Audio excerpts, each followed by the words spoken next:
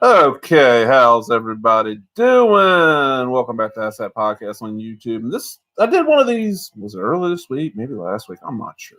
I remember something about this. But everybody seemed to enjoy it, so another one of these. I got me a stack of comics. I found out the cheap bins, or for cheap. Not always cheap bins. Sometimes, order online cheap shit like that. Buying comics by the pound. But this is all stuff that some of these I hear people talk about, some I don't. So let's get into it. I'm going to start off first one. This is issue number 1 from Marvel's Razorline imprint of Clive Barker's Hypercon. It's got that nice shiny cover. Razorline was a very short-lived imprint in Marvel in 93. I don't think any of these series lasted more than like 6 issues. All ideas from Clive Barker, other people writing them. Like this one is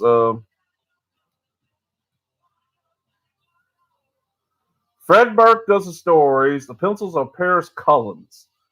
And this was kind of like their Zero team. There's one of the characters there. These were fairly interesting what I've read of them. Probably the best thing known for this, two things this is known for is the Wachowski. Are they both female now? The Wachowskis. They were males when they did The Matrix. One of them had a sex change operation. I don't know if the other one has or not. I'm sorry if I used the wrong term here. I'll just call them the Wachowski siblings. Wrote some of these stories and some of these. And then Saint Center got made into a movie that, at least in the States, went straight to Sci-Fi Channel. I heard it's very different. This was more like a superhero team. And these were kind of like Marvel already through their Epic imprint was publishing like Clive Barker's Hellraiser, Clive Barker's Nightbreed. These were not as hardcore as those. These were not like your regular superhero comic. They'd probably be like a PG-13. Anything that really sounds like this looks really cool. I love that. Yeah, right there. This is a neat little series that, I mean, the odds of them getting reprinted are very, very slim. I love this kind of Captain America looking guy right here with the shield. But it might happen. I doubt it. And there's not that much demand for these as far as I know. I mean, I don't think any of them are worth more than cover price. Maybe like this one's $2.50 cover. It might have a $3 guide value, but you can find these extremely. Check out this ad. Raging Fighter. That tells you when this came out. That's when fighting games were all the rage on. So that's for the Game Boy. And then at the back of this issue, oh, that's kind of cool. This is Ecto Kid, which I think is the series that the Wachowskis worked on. This one is written by James Robinson. Starman. I mean, I've not read all Starman. Me, the best James Robinson thing was like his JSA work, and then he did that Airboy miniseries Image. Oh, remember these? The Crunch and Munch Marvel cards? I got a whole set of those. But Zit Fighters from Outer Space. No, oh God. Wow. Don Simpson's Bizarre Heroes issue 4. That's Megaton Man. That's Phantom Jungle Girl, Megaton Man. Megaton Man is the character that Don Simpson swears that got ripped off to create the Tick. And I could see it. Megaton Man was out before the Tick. This is from 93. Give him August of 94. The cover says 90. What this was is Don Simpson created Megaton Man. It's kind of a parody of superhero comics. It's him right there. It lasted like Kitchen Sink published like a 6-issue series. There was a second series, and it kind of faded away. And during the boom, Don Simpson created his own company called Fiasco Comics. Don Simpson was doing a lot of work at Image. Like their comedy books, he's doing a lot. I'm sure he got paid very well. So he decided to create his own company. Now, this is black and white artwork. Oh, man. Let's look. You see right there? Staples are rusted a little bit. Ew, they've rusted bad. Look at that. See how? Ew. This is serious. I never see issues hardly anywhere. I don't know if they got any value or not, but I love Megaton Man, so I picked these up. And one thing I do hate is that some of the pages are like this, where you got to turn the book sideways. I hate that shit. This is really nice. The Bizarre Files of John Bradford, The Apocalypse Agenda, as told by Don Simpson. Good art, man. Don Simpson, a really good art. He did best known for Megaton Man. He did I think something else he's really big. What was that? Border Worlds, like his sci-fi series. That was really cool. Then, under a different name, Anton Drek, he did Forbidden Frankenstein, which was a Fantagraphics Eros book, which was their adult line, and they did for Wendy Whitebread Undercover Slut. And I've read an issue or two of that. I've seen, And he did some really, really pornographic stuff. The neat thing about this is that in this series here, he kind of combined all the different characters he created into one universe. So you had like the silliness of Megaton Man, but then you had these other heroes that are like real serious heroes, and he managed to make it work. It's really neat and really nice paper. And there is like, this is definitely not a kids comic. There's some adult themes in here, if I remember right. Might be another issue. I've only ever found a couple of issues of this. I do like this in the back, a lot of pictures from conventions, and this is the one that stands out. Is that? That's Don Simpson with Razor. And I think Don Simpson's got like a doctorate now, so he's Dr. Don Simpson. Meanwhile, inside Project Mainstream, her name is Dark Cease, which was, what did she used to be? She used to be a different hero. And in the back here, you got other issues. You got this really nice poster right here that I'd love to have. And then the back cover is really nice. This is Don Simpson's Bizarre Heroes, the ongoing comic book series from Fiasco Comics, available at finer comic shops everywhere. Really cool series. If you like comedic stuff, worth picking up. Oh, wow. That's from 1984. This is annual number 3 of The Warlord from DC. Now, what this is that, okay, back in the 70s, Michelle know Marvel started a Conan the Barbarian comic. Huge. Blew up. Huge. So DC tried a couple of different things. There was like Sword of Sorcery, which I have an issue of. There's a video about it, I think, on this channel. Grey Mouse and Farfiner, I think someone did. They didn't take off. Then Mike Grell created Warlord, and Warlord blew up. That is right here. That is Warlord right there. And what it was is he was a pilot, and he flew through like a ripping reality somewhere near North Pole and ended up in Kataris, I think's the name of the world. And he basically just fought evil there. This ad for the Superpowers figures. Some of my favorite action figures. Even though I was never a huge DC fan, I love the Superpowers. Now, by the time this issue came out, we got Kerry Burkett as the author, Dan Jurgens as the penciler, Mike DiCarlo as the inker, Costanza as letterer, Jerry Serpe as the colors, and Ross Andrew as the editor. The final ultimate chapter of the Pandora Saga. Look at that. Look at that. Isn't that amazing? I love Mike Grell. And I really enjoy Warlord. And the bad thing about Warlord is there's not a lot of this is reprint. There is a Showcase Presents that's like you're a Warlord, but it's out of print now and probably going for way more than it should. But this stuff's not been reprint. Oh man, wow. Jim, Son of Saturn, the Gene Cole and Klaus Jensen miniseries that was supposed to be Martian Manhunter, and they got changed at the last minute. And the thing about this world that Warlord's in, it also had modern technology because like stuff would come in from our world, so it's kind of like Conan mixed with like modern technology. Free Batman comic when you mail in 3 pieces of purchase from Newton's, Fig or Apple Newton's, yeah, reprint of Detective 27. I remember having that, but I don't think I ever seen it because I never ate Fig Newtons. But if you like Conan, if you like that kind of stuff, like Warlord, and Warlord's one of those where none of the issues really cost. I mean, probably the first 3 or 4 of the regular series got a little value to them. The rest of them, you find them in the cheap bins.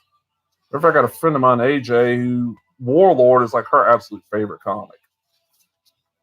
A couple of years back, I sent her a little care package, a bunch of comics, because she's on disability, doesn't have a lot of money, and she loved the Warlord comic. Look at this dragon, this dinosaur. It's the terrible dragon lizard. It's really cool shit.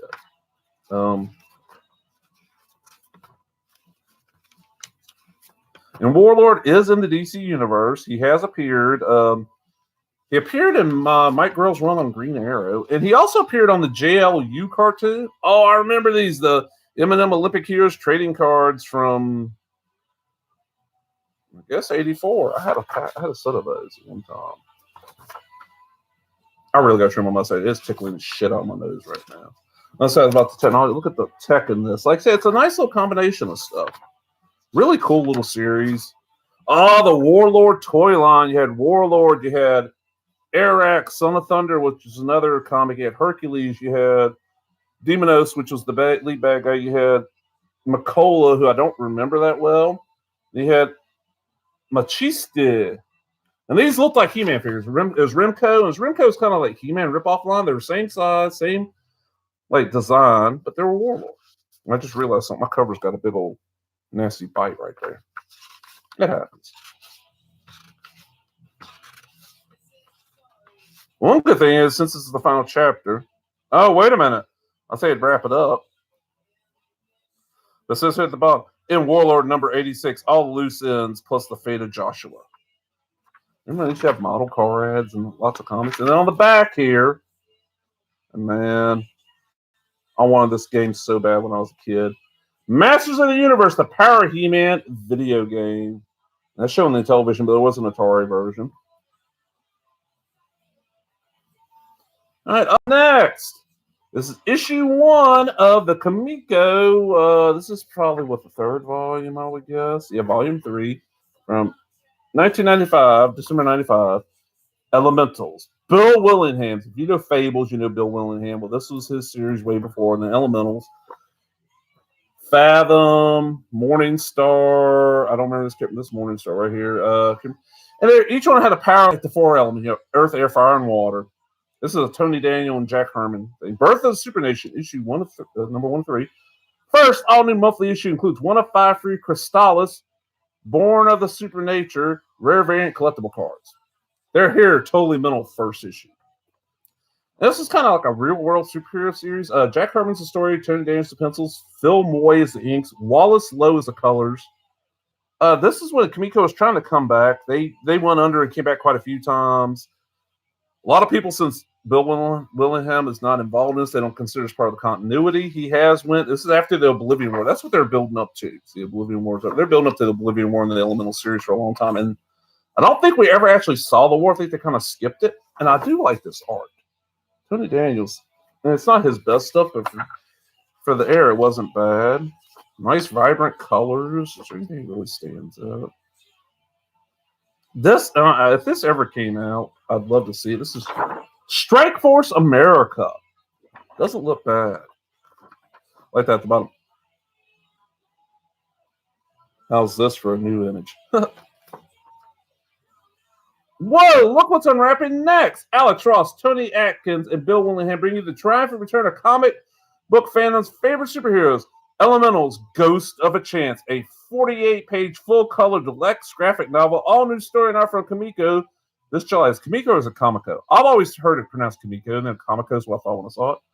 Bonus, each Elementals Ghost of a Chance graphic novel comes complete with a wild card coupon good for the Crystallis Born of the Super Nature collectible card game. And that's really nice art. That's pretty sure it's Alex Ross. I don't know if that ever came out or not. A lot of this stuff in this later on in Comico never hit the stands. There's the quit itching. And I think a lot of it had to do with this card game. This card game just like really bombed. You can see the reason why Crystallis clobbers the competition. And then we get more free stuff. Look for free rare variant cards in these specially marked issues of Comico Comics. Click coupons in each for a free Crystallis starter deck. Strike Force America, Oblivion, and then Elementals. I don't know, this Oblivion looks familiar. Not really many ads in this. And what was the cover price? Oh, $3, $2.95.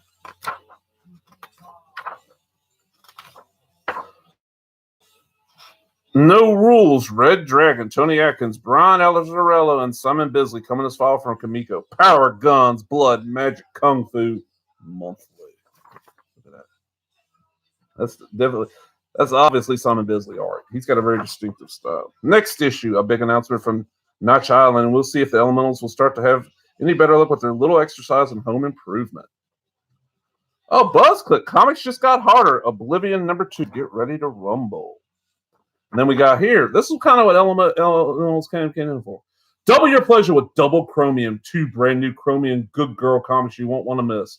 Elementals Lingerie. When the lights go out, things really heat up for the lovely women of the Elementals. This is the deluxe Chromium edition showcasing your favorite heroines the way you love them in their undies. Tony Daniel, Scott Clark, Buzz, and more. Buzz! What's up, Buzz? And then we got the groundbreaking comic magazine that first introduced you to Matt Wagner's Grindel and Sam Keefe's The Max is alive in '95 with an all-new, all-sexy Chromium Primer issue 1, as seen in Fan Magazine. Premiere issue featuring Lady Bathroy by Buzz. The Elementals, they did. It was supposed to be an issue of the regular series, going to be like the Elementals sex special. And it became a one-shot and like became a big thing. It was like, Elementals is already a comic for teenagers and adults.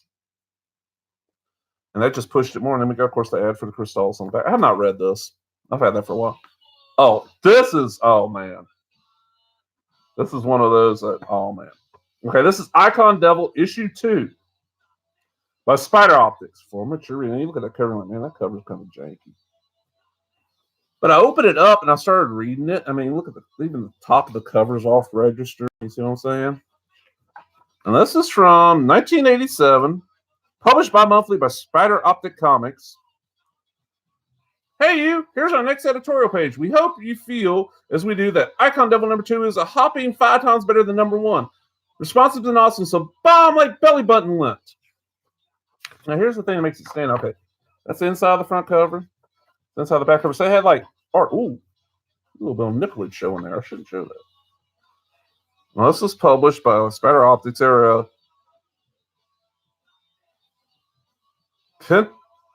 Penticton, British Columbia. Okay. Neil Hansen's the president. And this is like it's a black and white boom comic, but the art is actually so much better than it is on that cover is just janky. I mean, look at that. That's janky as hell. The insides are really good. And this is one that I've never seen anybody mention this up until just recently. The Cartoonist Kayfabe channel got a copy. There's a page of art in here that really stood out to me. I think I might have done a video on this book before. Let's see it. But it was interesting enough that I want to read more, and I've looked up. There's like 2 runs of this, and there's only a couple of issues. All right, these next 2. Anytime I find anything from these 2 companies, reprints or originals, I pick them up out of the cheap bin because they're always worth it. Let's start with the first one. This is Fantastic First Issue, Weird Fantasy number 1, introducing a new trend in magazines, fantastic suspense stories we dare you to read. This is a 90s, I'm guessing, reprint. We'll see when it opens up. It's the $1.50 cover. The new series of EC reprints is lovingly dedicated to the memory of William M. Gaines, 1922 through 1992. Okay, there's Mr. Gaines. He just died. So this is 92. October 92, published quarterly, so 4 times a year. October, January, April, and July by Russ Cochran. It's just reprinting old, stories from Weird, which I was a fan of. Any of these really standouts?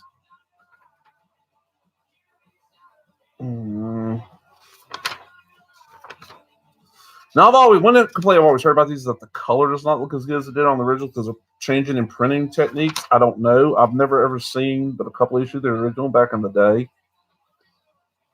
And of course, you get your text page. It's like the Men of Tomorrow.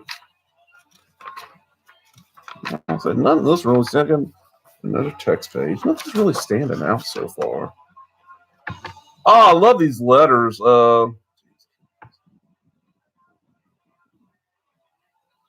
Is this person sending some artwork? The Trip into the Unknown. Now, none of these list the. Do they list anyplace else in here? Let's see if they list the artists and stuff. No, they don't. Oh, I love this ad, man. We subscribe to all the new EC comics, which at the time was Tales from the Crypt, The Vault of Horror, The Haunt of Fear, Weird Science, Weird Fantasy, Weird Science Fantasy, Crime Stories, Shock Suspense Stories, Crime Suspense Stories, and Two-Fisted Tales. And then we get, at the very end, all these old issues. Because before this, they were doing 2 issues, reprinting these to ad for them. And of course, on the back, the thing that most modern people know EC for, if they don't know Tales from the Crypt, and before the Tales from the Crypt HBO series started, people knew Mad Magazine, which is sadly going under now. It kind of sucks, but there's Mad. And then the final comic in here. Man, I'm running long enough. This is really kicking. This is 64 pages of vintage EC horror. Tales from the Crypt presents The Vault of Horror, issue number 4, $2. Oh, look, this is the original version of the cover of Weird Science 15 reprinted on the following pages. Okay, this is a newsstand issue because you have to think this is Vault of Horror on a Christmas issue. Now, this is from probably 92. These came out before the others. These reprint. This one reprints Vault of Horror 35 from 1954 and Weird Science 15 from 1952. And this one I really love because it reprints and All Through the House, which this is one, it was done in the Tales from the Crypt movie from the 70s, and it was done on the HBO shows. This woman kills her husband on like Christmas Eve, and there's an escaped killer dressed as Santa Claus in the area, and her daughter lets Santa in. And Santa Claus was hosting a story, and then we found out later on it was the Vault Keeper. Then we get Tombsday. Who did the first one? The first one was Johnny Craig. This one is Jack Davis. This is Tombsday. This is the Crypt Keeper. And that was the thing. These EC horror titles, Vault of Horror would have like 2 stories from the Vault Keeper, 1 story from the Crypt Keeper, 1 story from the Old Witch, which should have Haunted Fear. And whoever the head was of that, like, Vault of Horror was the Vault Keeper, Haunted Fear was the Old Witch, Tales from the Crypt was the Crypt Keeper. They get 2 stories in their issue. This is one about a bunch of people going into an old pyramid. They get trapped. I'm sorry, my nose is just going crazy. Of course, you get our text page, text story. And they was putting there to help on mailing rates. It's like something about they could ship them cheaper. We get Beauty Rest. This is one of my favorites. This is a great Jack Kamen. It's this woman here. She's trying to get money, and she's offered this beauty contest. Her friends telling her roommate's like, it'll be Miss Corpse of 1954. What corpse? What in the Undertakers and Embalmers Association is having a convention in New York this week. The beauty contest is a publicity gag, but it means newspaper heads might even mean Hollywood. So, of course, she wants to do it to her friends, so she feeds her sleeping pills. And she doesn't know it. When she goes to sleep, she shows up, and she ends up winning it. Oh, okay, boys, calm down. Here's the results. The judges picked to be Miss Corpse in 1954, Miss Helen Curtis. When she comes back home, and her friend will wake up because she gave her too many sleeping pills, so she calls the police, calls it a suicide, and thinks everything's doing good. And she goes back, and the guy's like, what happened to Miss Noble, Miss Curtis? She was supposed to win. I took her place. She couldn't make it. A pity, Miss Curtis. You shouldn't have bothered, you see. You see, Miss Curtis, Miss Corpse of 1954 must actually be a corpse. Hee, get her, boys. These always had a twist at the end. And then, of course, this is how to subscribe. Did you miss them? We know you're enjoying this comic. Be sure to fill in your collection with these back issues. Don't miss out. Haunt your bookstore, vault your mailbox or phone, and get these issues. Miss the first issues? It's not too late. And don't forget the flagship title, Tales from the Crypt. Gives you the information you call. And I'm talking about the Tales from the Crypt library. Well, I've trimmed the stash. It's driving me. The future was in the mid-50s. EC wound up its sci-fi and fantasy efforts with weird science fantasy and incredible science fiction. Wood, Krigstein, Williamson, Davis, Krenkel, Crandall, and Orlando. Arguably did some of their most mature sci-fi work for these issues. Russ Cochran has reprinted 11 issues of these 2 series in one deluxe package. All covers are in brilliant color. Story pages in sparkling black and white. Each issue, every page, every title its own decorative slipcase. The complete weird science fantasy, incredible science fiction, 2 volumes for $55. Then we get The Witch's Cauldron. Who did The Witch's Cauldron? Graham Ingalls. I should have known. Shoe Button Eyes. That's about this little kid. Gee Willikers, this is the best Christmas I ever had. I can see it. I can see everything. I'm sorry, it's about this little blind kid. He was born blind. And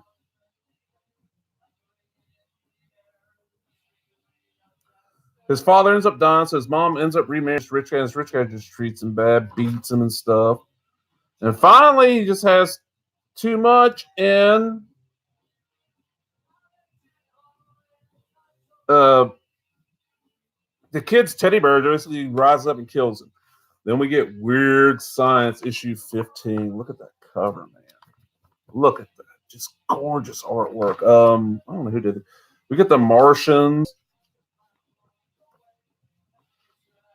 where the humans land on Mars and they're watching they find it's an old film strip, and they're wondering you see like this creature attacking a human, and they finally end up translating it, and they find out that it was a newsreel And it's an invasion from the third planet, a science fiction thriller. Ha, that's a laugh. They made the same mistake our sci-fi boys did. What mistake is that, Hal? This is a picture of Earth attacking Mars. Back on Earth, Martians are always pictured as tentacled monsters. I get it. Here, Earthmen are pictured as tentacle monsters. Yeah, and all the time they were both humanoid. And then he's going to translate some more. Translate this for us, Steve. Because of the nauseating, repulsive depiction of the thorough planet's monsters, all Martians under 15 tentacles old will not be allowed to see the picture. We get Captivity by Al Williamson, which is these in the northeastern part of the state of Arizona, a large tract of land known as Monument Valley. There in the hot, arid country, weirdly shaped rock formations tower hundreds of feet in the air. They do indeed resemble gigantic monuments. At the foot of one of these huge stone piers, two mineralogists listening intently to their Geiger counter. And these guys, something like their generator sparks up and they get sent back in time to dinosaur times is what they think. And they found out later on, no, it's not. They're in an interplanetary zoo. Another miscalculation. Okay, who did this? This is another one. It's one of my favorites. Jack Kamen. This is a little nerdy guy. He's a bachelor. Orders a package. He gets a package delivered that turns out is not supposed to be for him. Let's see. Oh, that's strange. I didn't order anything from Dehydrated Industries Incorporated, Wisconsin, North America. Deluxe Personal Harem Kit number 2. What? Not to be sold to minors or married men. This rule strictly enforced. It was the box inside. The Deluxe Personal Harem Kit is guaranteed to contain 5 of the most beautiful harem girls ever dehydrated. Our secret process ensures their unalterable devotion to you. Follow the simple directions and happiness is yours. But because it's from the future, if I'm remembering right, like directions were like directions: empty contents of 1 box into 4 core cars of H2O. Add 3 glycerol of sodium chloride. Stir. Hydration will occur in 2 minutes. Note: in order to prevent embarrassment, each harem girl is provided with dehydrated clothing. So he's like, okay, I don't know what a gold coral is and all this. And then that's when he finds out the postmark: Wisconsin, North America, June 6 p.m. 2,952. Good Lord. No wonder this package is addressed to Melville Slutterly. It's not for me at all. So he's like, okay, he's going to make these women so. Let's see. Add 3 gerbersonfuls of sodium chloride. Sodium chloride is salt. Gerbersonful. Maybe a teaspoon. I'll try that. So he does it, and he added too much because the woman comes out really big. And she's attracted to him. Thankfully, the bottle of white powder was the eliminator. Melvin broke away from the clawing blob of fat, mixed up the proper amounts, gets her to drink it, so she dissolves. This time, he figures out, maybe the water was too much. So this time, I'll cut down the amount of water to 4 pints. The box marked brunette was emptied into 4 pints of water, and then the salt was added. And ends up with this super skinny one who doesn't like. So he's like, pints are too little. Gallons are too much. I'll use quarts. 4 quarts. The contents of the box marked Auburn were emptied into water. There, now to stir. 2 minutes later, I forgot the salt. The auburn-haired girl stood a yard tall no more. She clung to Melvin's knees, smothered in her kisses. She's in proportion, but too small. The salt must control the size. So there he is. Doing it. So he's on number, 4 now. Whew, only 2 left. I got to be careful. 4 quarts of water. There are now 3 tablespoons of salt. Now stir in. No. Oh, no. Yep. She's too tall. I knew it. It's teaspoons, not tablespoons. The brown-haired one stooped over and kissed Melvin's head again and again as he mixed the white powder. She must be 12 foot tall. Here, kid, drink this. The box marked blonde was left. The last one. Melvin was awful careful. There, 4 quarts and 3 teaspoons full. Everything is correct. This one must be right. She must. Melvin stirred and sat back to wait. Suddenly there was a knock at the door. Who is it? It's me, Mr. Sputterly. Miss Winkleman, open up. Go away. Melvin listened. Miss Winkleman's footsteps died away. 1 minute passed. Something was beginning to form in the bathtub. Suddenly there was a pounding on the door. I said, go away. Open up, Mr. Sputterly. It's the superintendent, Mr. Hamish. A key slipped into Melvin's front door lock. Melvin rushed in the bathroom. Miss Winkleman complains that colored water is pouring down from her ceiling. What's going on in here? Stay out of there, you. Little old Mr. Hamish pushed Melvin aside and opened the bathroom door. A breathtakingly beautiful harem girl stood in the center of the room. Darling! Oh no. They went out arm in arm, whizzing Mr. Hamish and the beautiful blonde. She was kissing his cheek, stroking his hair. Melvin sat down on the floor and pounded it with his fist. Miss Winkleman gazed down at him, a lecherous look in her old maid eyes. Why, Mr. Sputterly, I never knew. You little devil, could I invite you in for tea? Then we get an ad for two other war titles, Frontline Combat and Two Fisted Tales, both great titles. And then we get the very last story in here with some gorgeous Joe Orlando art, and this one's titled Bum Steer. And what it is let's see. Okay, a couple of guys out in the, it looks like Old West time, gets kidnapped by an alien, it looks like half horse, half human, put on a rocket ship. And when he comes to, there's a lot of people in the compartment and they're all men like himself. What's this all about? What are those things going to do to us? Search me, cowpoke. They yanked me from my car. I camping near the tracks waiting for a slow freight when they got me. Hey, look out there. There were 15, maybe 20 of them in the compartment. They crowded around the window outside, far below the earth fell away like some giant balloon being swiftly deflated. They're taking us into space. And then the compartment door swung open, and one of the things stood framed in it. It looked about from one of its unfortunate victims to the other. Gentlemen, it would be wise for all of you to calm down. Hey, the freakish thing speaks English. I am for all the languages spoken on your planet. As I said, you would do well if you all calmed down and prepared yourselves for a lengthy trip. Hey, where are you taking us? We're bringing you to our planet, where you will be guests. You will be treated well, given all the comforts of your own planet. I guarantee you that you will thoroughly enjoy yourselves, and we will not detain you for too long. Okay, ugly, what's the catch? Catch? There is no catch. We arrive in 10 days. Till then, pleasant journey, gentlemen. Look at this creature. It's like kind of like Centaur, like alien Centaur. And they kind of lounge around. There's food and all that. And they get there. A figure stepped through the hidden door. Go! A dame, an earth woman. She's gorgeous. I'm dreaming. The beautiful girl glided about among the captive men, smiling at this one, stroking that one's cheek, blowing kisses. What is your name, honey? When they get you, are there any more like you? The attractive earth girl dropped her eyes coyly and nodded. Yes, we've been waiting for you, all of us there in the next room. Hey, cowboy, did you hear that? Come, we've waited for so long. Follow me. One side. Take it easy. The girl put her fingers to her lips. Hush. There are many of us. Do not push. Someone will get hurt. You don't want that to happen. Okay, you guys, line up. They lined up. The girl went to the door and opened it. It was dark beyond. She winked and entered. Hey, cowboy, come on, get in line. He don't trust nobody, that hayseed. Look at you like a herd of cattle following the... Stop, for God's sake, stop. Don't go in there. Don't follow her. Listen to me. Hold up, guys. Let the saddle sap make his pitch. When those things captured me, I was coming back from Omaha. I herded some steers to the stockyards there. Before that, I'd rode the range with them doggies, watching them stuffing themselves, gnawing away at the grazing lands. I watched them grow fat, big and fat. Then the boss told me, ride them into Omaha, boy. They're ready.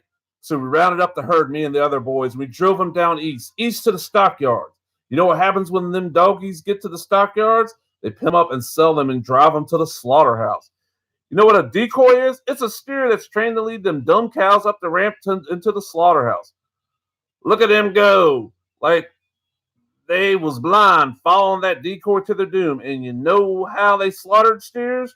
When they come up to the ramp to the door, somebody cracks them in the skull with a sledgehammer, then stuns them, while another guy hangs them up by their feet and slits their throats with a knife so they bleed to death. Very interesting, Cowpuncher, but the girls are waiting. What's all this got to do with them? Can't you see we're like cattle? They fatten us up. Let us stuff ourselves with food. Fatten us for the kill. Fellows, the girls are waiting. She's the decoy, the one that leads us to our doom. Can't you see? Believe me. They've waited so long. Don't listen to her. We're food for those creatures. That's the slaughterhouse in there. What do you think, guys? Oh, he's crazy. Yeah, you're crazy, cowboy. Come on, them dames have been waiting for too long. That's right, boys, right this way. Come on, cowboy, you'll be sorry. As each Earthman came through the doorway, following the well-trained decoy, one of the alien creatures stunned them with a blow from a blunt, hammer-like instrument. Another quickly knelt and slit his throat with a razor-sharp instrument, not unlike a knife. And then, of course, we get our ads. Subscribe to the EC Comics. Now, this time they only did 6 issues a year, so $2 an issue. And they had Tales from the Crypt, Vault of Horror, and Haunt of Fear. And then we get the EC Classics series. Pictured above are the covers of the 12 issues of the series of full-color EC Classics. Like this comic you're reading, each issue of EC Classics contains 2 covers and 8 complete EC stories chosen for a particular EC title. Were printed on high-quality paper in an 8x11 format. That's bigger than a normal comic, I think. Single back issues are $6 each, 2 or more, $5 each. All prices are postage paid. To order for more information, write Russ Cochran, publisher, and then we get our back cover, which shows you what's coming up soon. And when these were coming out, I was buying every one of these. I love me some Tales from the Crypt. Well, you know what? I've been on it for a while, so let's go and say our goodbyes. Maggie, come here. Come here. Come on, I know you sleeping. I'll get you. Come here, baby. Then, man, you want to show them your new sweater? She said, that my sweater. See, we doing hard, so she got the, okay, tell everybody, how you doing? Happy weekend. Look right there. Yeah. You want waves? I'll wave. Okay, sweetie, you go lay down. Hope y'all enjoyed that. I was like, I got a lot of good feedback on the last one. I'm going to try to do these not every week, but, every so often, because I love talking comics, and it's a great way to do it. And for live, I had a few people comment on this. Reason I'm doing it this way. Sam, a part of the reasons to go live, so you can have the chat, talk to everybody. I'm doing them live because right now, where I live, your internet options are very limited. I got the fastest internet I can get, but where I live, the internet's not super fast. So the way I used to do these is I'd sit down, I'd film the whole thing, run it through Handbrake, because my laptop's webcam records in a weird format. Run it through Handbrake, convert it, then upload it to YouTube. Between converting and uploading, a 20-minute video could take up to 3 hours sometimes. By doing it live, it's up like that. And I turn the chat off so I'm not distracted. I will do sometime where the chat's on and I'll talk to everybody. But I will plan those out and let everybody know in advance. These are just, hey, there's a quick way to get this done. That's why I sound like this. I apologize if you show up and you want to chat and the chat's off. I apologize for that. I hope everybody enjoyed the minute. If you did, click that like, give me that thumbs up. Leave a comment, subscribe. I appreciate all the comments. Everybody subscribes. Everybody shares the videos. Thumbs up, thumbs out. Hey, thumbs down work too. So if you didn't like it. Well, talk to everybody later. Enjoy. Keep reading comics. Keep searching your cheap bins. That's how you tell a good comic shop. They got a good cheap bin. They're a good comic shop. Laters.